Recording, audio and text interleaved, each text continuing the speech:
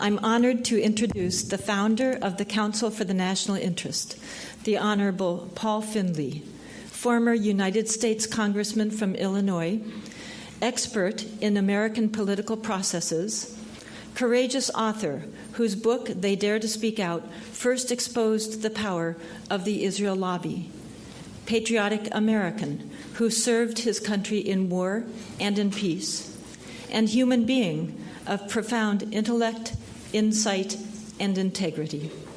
Paul Findley.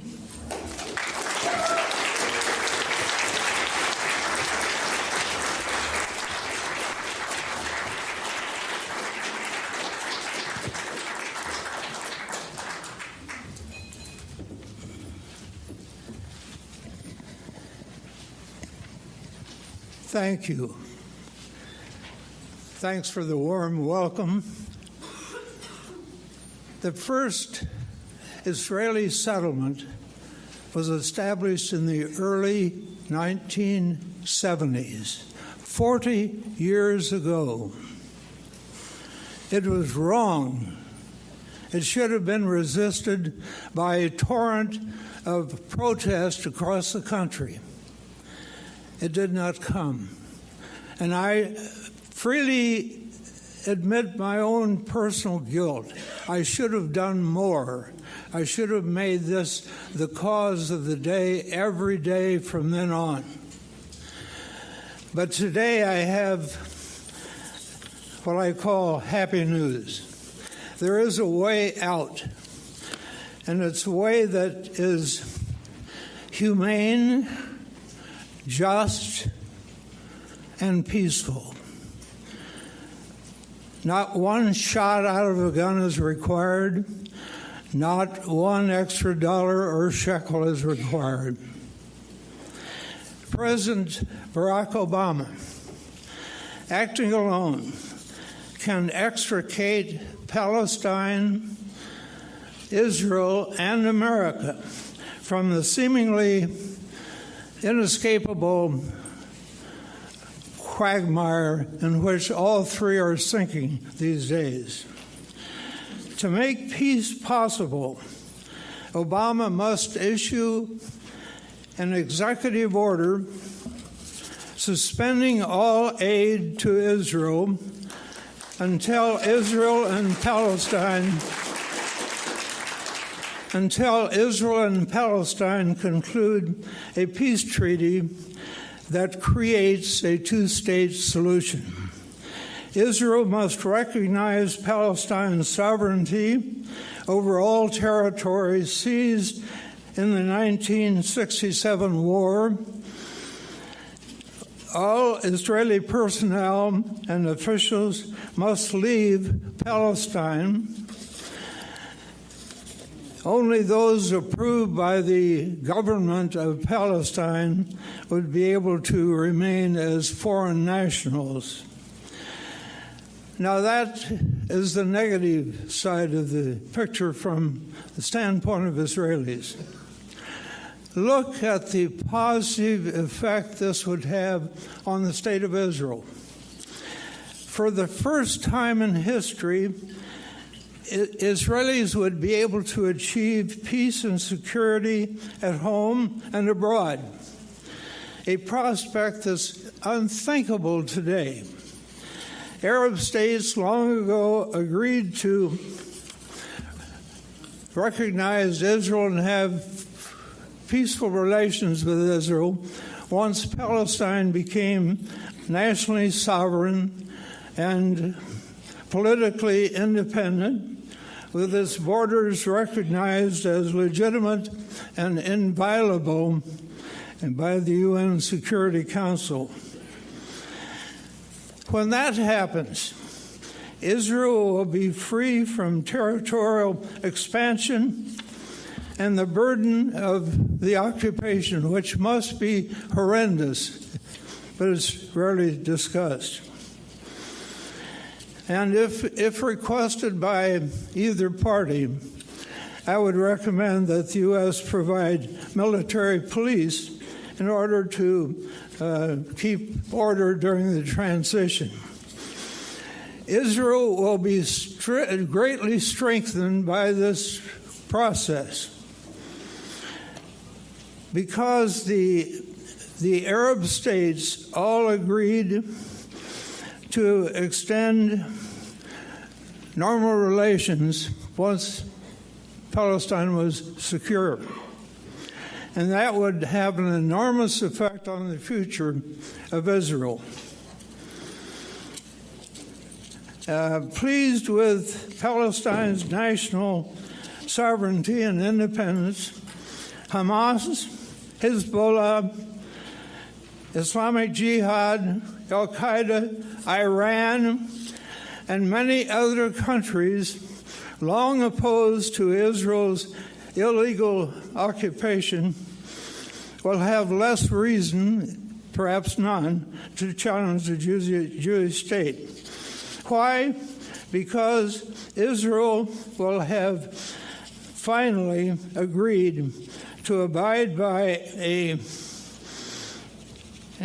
by the Fourth Geneva Convention, which is very important because Israel not only signed the Fourth Geneva Convention, it was one of the driving forces for its enactment. Palestinians will be ecstatic. They will enjoy full citizenship for the first time since the end of World War II. For the first time in nearly a half century, America will be free, be liberated from complicity in Israel's unlawful treatment of Arabs. Extremist groups will lose one of the main stated reasons for being. The specter of religious war between the West and the East will be drifting away. Obama's act will also set free the people like us and of America and Israelis alike would be freed from the stigma that has existed for the last 40 years for having been international outlaws, which is the right way to characterize each of us.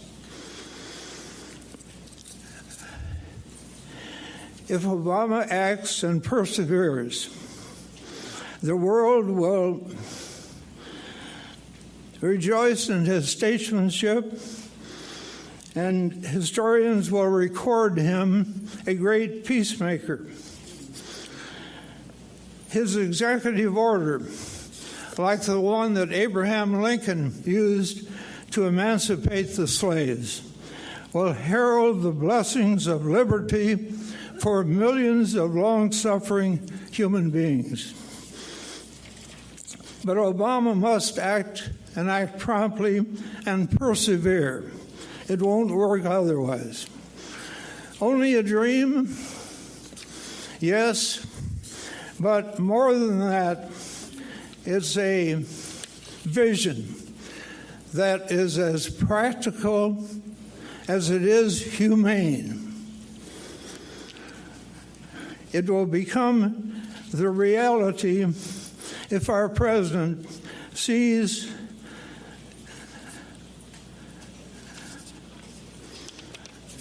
clearly an act of statesmanship and moves decisively to grasp what I call the outstretched hand of destiny. Now, this is a tall order, but it will work if Obama is bestirred to action. He's toward the end of his 8-year term. He has expressed many times his sympathy for the Palestinians. Here is his chance to do something about it. And here is something that you can do something about it too. Back on the tables are several hundred copies of Petition to President Obama. And this petition needs to have signatures on it Obama needs to have a pile of these petitions show up every morning for a long time. It's the one hope I have that this message will finally reach him personally. I have tried numerous avenues for about 4 months to try to get the message to Obama. The bright promise that this approach holds for him personally, the bright promise it holds for the state of Israel, the bright promise it holds for Palestine and for the people of the United States. So if you would like copies of the petition, there are 200 or 300 of them on one of the tables back of this assembly hall. And I hope you'll act upon it. I won't give up. I have other avenues I will pursue, because I see this as the great hope of our country, of humanity. And if we act decisively through the president, good things will happen very soon. Of that I'm certain. So I invite you to take part. All of us were negligent during the early days of the development of the settlements. Today, 500,000 illegal settlers live on land that belongs to the Palestinian people. 500,000. And those 500,000 people encompass 1/2 of the land that Israel has occupied and treated as subordinate group of human beings.